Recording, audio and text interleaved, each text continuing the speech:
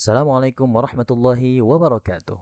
Pada kesempatan kali ini, kita akan sama-sama membicarakan tentang istilah tajwid. Apa itu tajwid? Tajwid secara bahasa berasal dari kata jawwada yujawwidu tajwida, yang memiliki arti memperbagus sesuatu.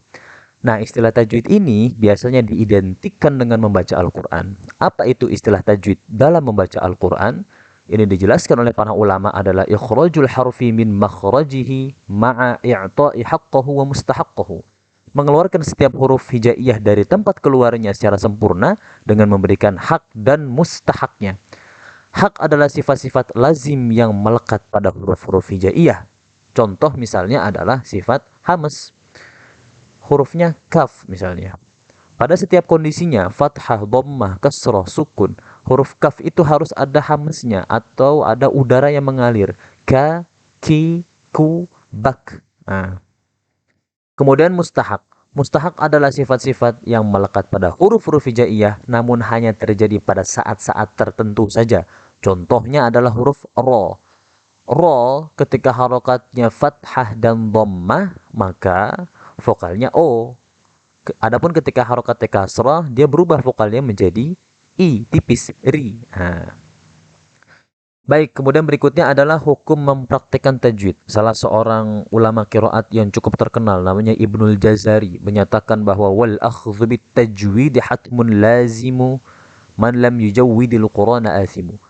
Mempraktikkan tajwid adalah wajib secara mutlak bagi setiap muslim mukallaf. Siapapun yang dengan sengaja meninggalkannya saat membaca Al-Quran, maka dia athimu, maka dia berdosa. Nah, ini dijelaskan oleh para ulama, siapa yang kemudian athimu berdosa itu. Rasulullah SAW dahulu pernah bersabda, Alladhi yaqra'ul Qur'ana wa huwa mahirun bihi ma'asafaratil kiramil bararah. Seseorang yang mahir membaca Al-Quran itu akan bersama para malaikat yang mulia yang senantiasa taat kepada Allah. Walladhi yaqra'ul Qur'ana wa yatata'ta'u fihi wa huwa 'alaihi syaqun falahu ajran. Adapun mereka yang membaca Al-Quran dengan terbata-bata dan masih terasa sulit atas bacaannya itu, maka baginya adalah ajron, 2 pahala.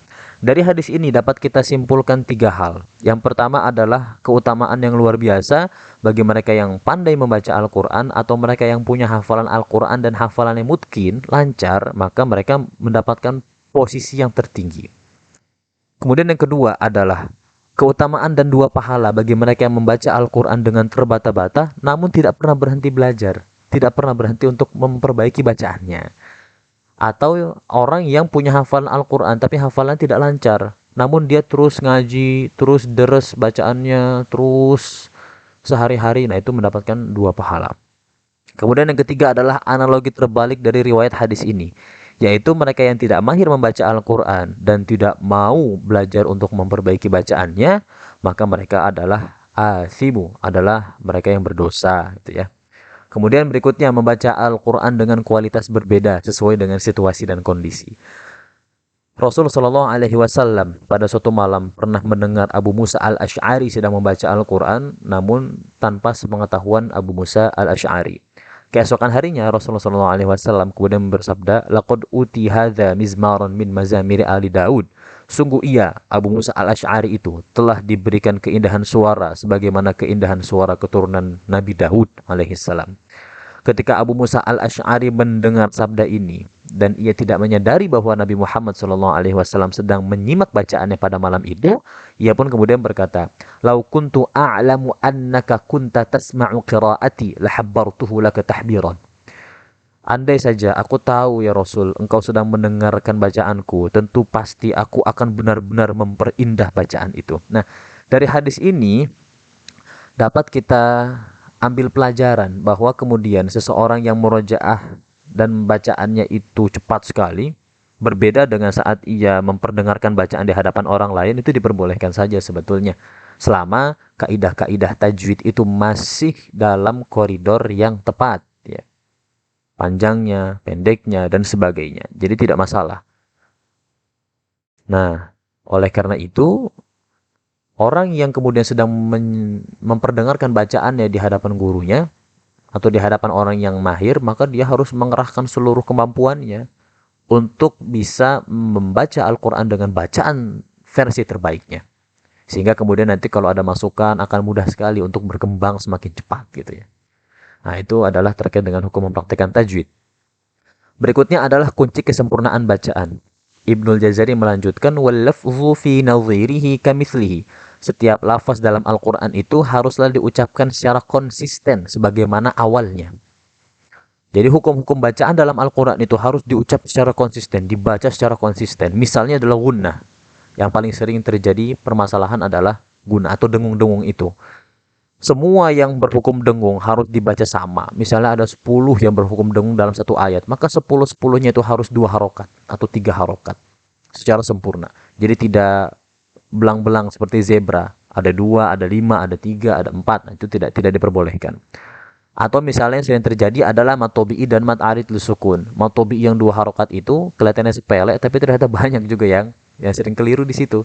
Ada yang dibaca 2, bahkan dibaca 3, dibaca 1 dalam satu bacaan. Nah, itu tidak diperbolehkan. Yang benar adalah 2. 2 secara konsisten dari awal sampai akhir 2. Mat arid sukun. Nah, ini sering sekali. Misalnya kalau kita dengar bacaan Al-Qur'an itu, misalnya dalam sholat ya.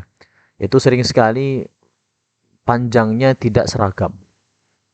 Alhamdulillahi Rabbil Alamin dia pakai 2, Ar-Rahmanir Rahim pakainya 4, kemudian balik lagi ke 2, terus lanjut ke 6 harokat. Nah, yang seperti itu tidak diperbolehkan karena akan merusak tatanan bacaan Al-Quran. Nah, sehingga bacaannya tidak sempurna atau kurang sempurna. Di sinilah kemudian kunci bacaan Al-Quran. Kemudian berikutnya adalah tentang hukum misalnya ro. Ro itu dia vokalnya O. Ya, vokalnya O ketika fathah dan dhammah. Begitu pula ketika sukun sebelumnya fathah, ar. Maka dia harus O juga vokalnya, tidak boleh menjadi R. Karena kalau begitu tidak akan kembali kepada bacaan awalnya yang itu vokalnya adalah vokal O. Nah, itu.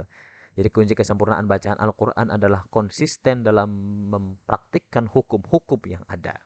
Baik, itu adalah tentang tajwid yang bisa kita bicarakan pada kesempatan kali ini. Sekian, terima kasih. Assalamualaikum warahmatullahi wabarakatuh.